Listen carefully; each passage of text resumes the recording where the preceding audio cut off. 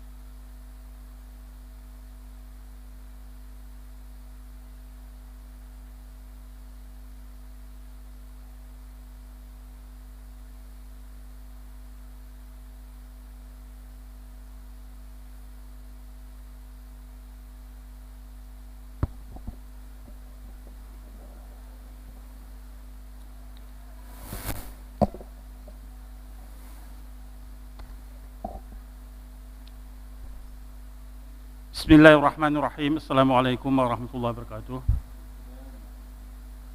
Alhamdulillah rabbil alamin. Allahumma salli ala Muhammad wa ala sayyidina Muhammad. Welcome back all the participants of this conference. And hopefully they are all happy with lunch and the prayers today. And thank you to the MCs for introducing me to the forums. And this afternoon we have a second session. We will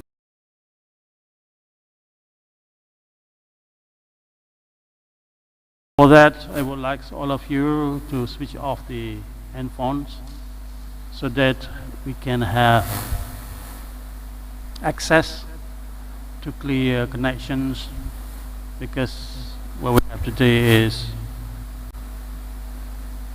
both-way communications. We hear the keynote speakers based on the internet. But before we get started to the main agenda, I would like to remind us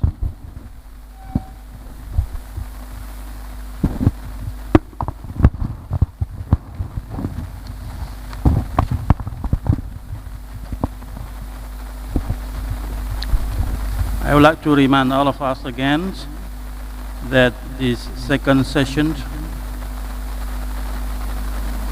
will start from 2 o'clock in the afternoon Indonesian times, and probably it would be 8 o'clock in London, Amsterdam, or in Berlin. And we'll be finished by 4:20 in Indonesian times, and perhaps about 10:20 in the European time. There are 6 keynote speakers who are about to present their topics in this part of the conference, and I would like to introduce each of them by reading their biography. The first one is Professor Oliver Scarborough. He studied comparative religions, Islamic studies and philosophy at the University of Bonn in Germany, and completed his graduate studies and research in London, obtaining his MA and PhD from School of Oriental and African Studies, SOURCE. He was involved in establishing the first study of religion departments in the Republic of Ireland at the University of College Cork, and was the founding director of the Chester Center for Islamic Studies at the University of Chester. Next, Professor Jürgen Nelson. After completing his PhD in Beirut, he became lecturer in Islamic Studies at Sally Oak Colleges and University of Birmingham in 1978, and later Professor of Islamic Studies at University of Birmingham in 1996. From 2005, he moved to Damascus and acted as director of Danish Institute and Cultural Chancellor at the Danish Embassy in 2007. He also acts as the Research Foundation Professor of Islamic Studies of Copenhagen. Yeah, the position which he held until his retirement in 2013. Our next speaker is Professor James Piscatory. Professor Piscatory has worked at several universities in Britain, Australia, and the United States. In Britain, he was the Fellow of Adams College, Oxford, and Professor of International Politics, University of Aberystwyth. In addition, he was Professor at the Australian National University and Associate Professor in the School of Advanced International Studies at Johns Hopkins University in the United States. He has also been a Senior Fellow at 2 research institutions, the Royal Institute of International Affairs in London and the Council on Foreign Relations in New York. He has served on several international cooperative committees, such as Committee for the Comparative Study of Muslim Society of the Civil Sciences Research Council, and was co-author of a series of Muslim politics for Princeton University Press. Next, Professor Dr. Suat Karim. She holds a PhD in Islamic Studies from Moulay Ismail University, Morocco, was involved in training of trainers at KSA, and became university teacher, Taibah University, KSA, and also she was head of quality and development unit, Taibah University. She was also involved in the Microsoft Innovative Educator Expert. And last one is Dr. Su Siridao. Yeah, Dr. Su Tiridao, currently doing his PhD in the Department of Communication, Guangzhou University of Science and Technology. He is an assistant lecturer, Department of Journalism in her country, Myanmar. Dr. Su does research in quantitative social research, qualitative social research, and communication in the media. Her research field is about cultural communication, conflict resolutions, ethnic groups, peace, and media.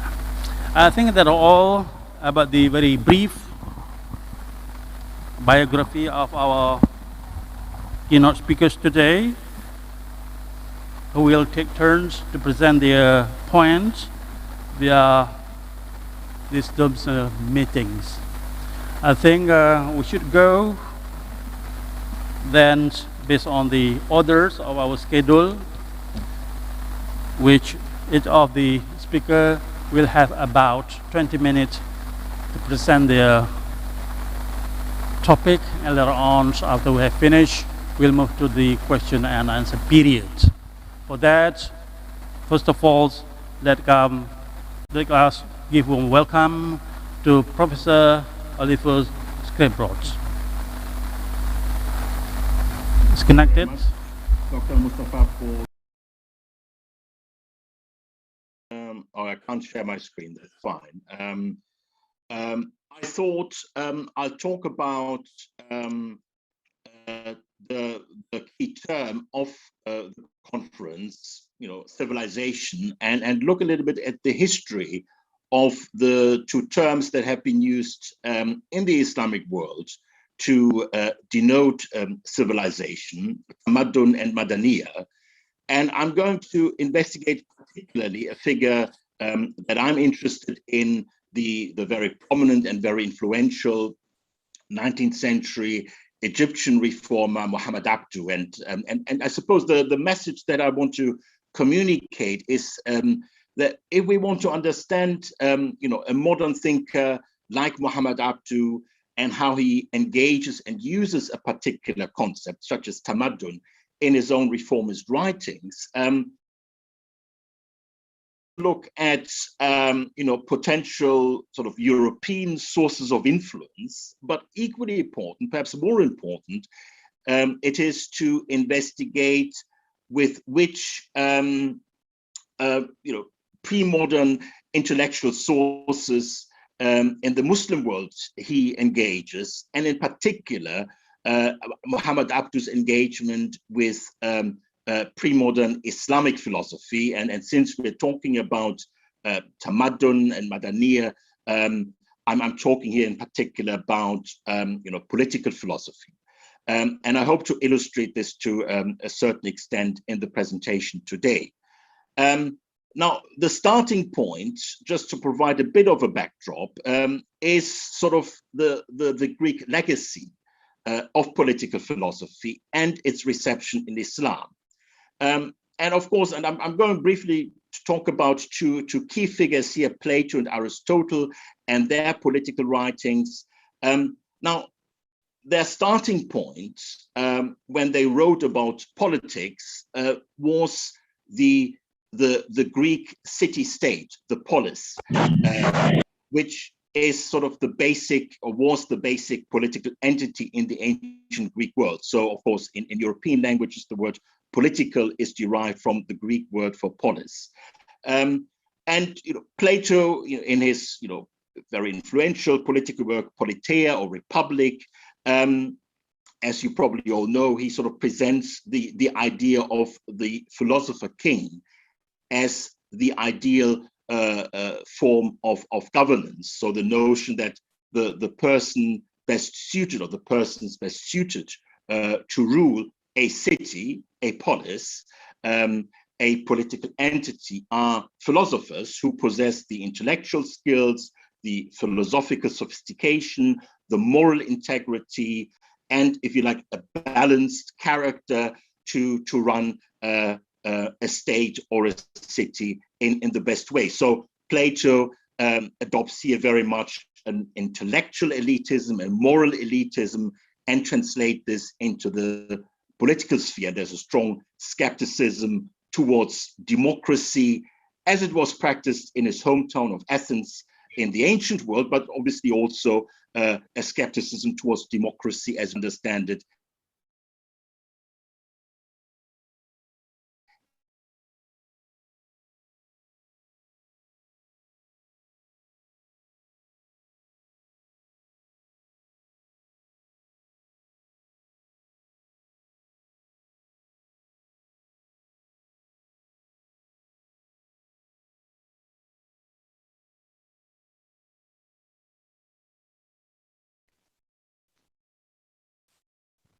Right. Can you hear me? Sorry. Right. So I was talking about Aristotle, key in Greek philosophy, eudaimonia, which means the good life. It means happiness.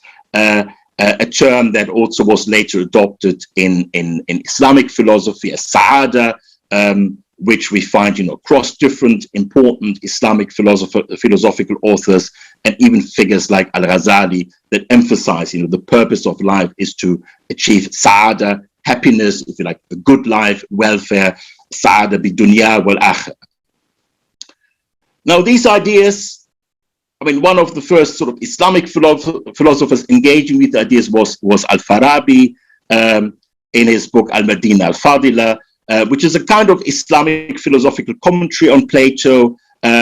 He again translates the term of the city polis as Medina, also uses the notion of the Ummah. He was obviously writing in a very different context, in a kind of a multi-ethnic, multicultural Islamic empire, and also his commentary obviously reflects the particular theological vantage point. The kind of the Quranic worldview and the existence of the Sharia and a legal tradition, a theological discourse, and so on. So he doesn't, unlike sort of Plato, Al-Farabi doesn't see the need for a state or an ummah to be ruled by a philosopher king.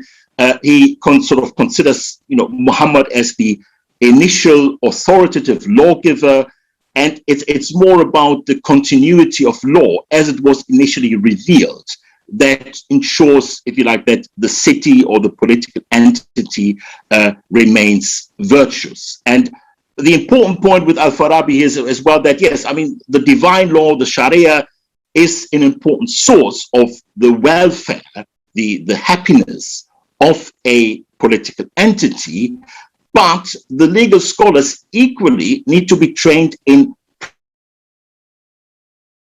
with the pre-Islamic philosophical heritage to acquire the skills in order to provide advice to the ruler on how to run the country. The main feature in the sort of post-classical periods of Islamic thought, sort of after the fall of the Abbasid dynasty, the main genre of Islamic philosophical literature that engages with politics is akhlaq literature. One of the most influential pieces of akhlaq literature was written by the Persianate philosopher Nasruddin Tusi. His Akhlaq Nasri influenced discourses around politics in the Ottoman Empire, across Central Asia, obviously Iran, as well as India. And he, like Aristotle, makes a very similar point that a city, Medina, is not just sort of an arbitrary congregation of people, but the purpose of a city is to form a society, ijtima. And the purpose of the city is meant to be a particular form of social organization, jami'ati.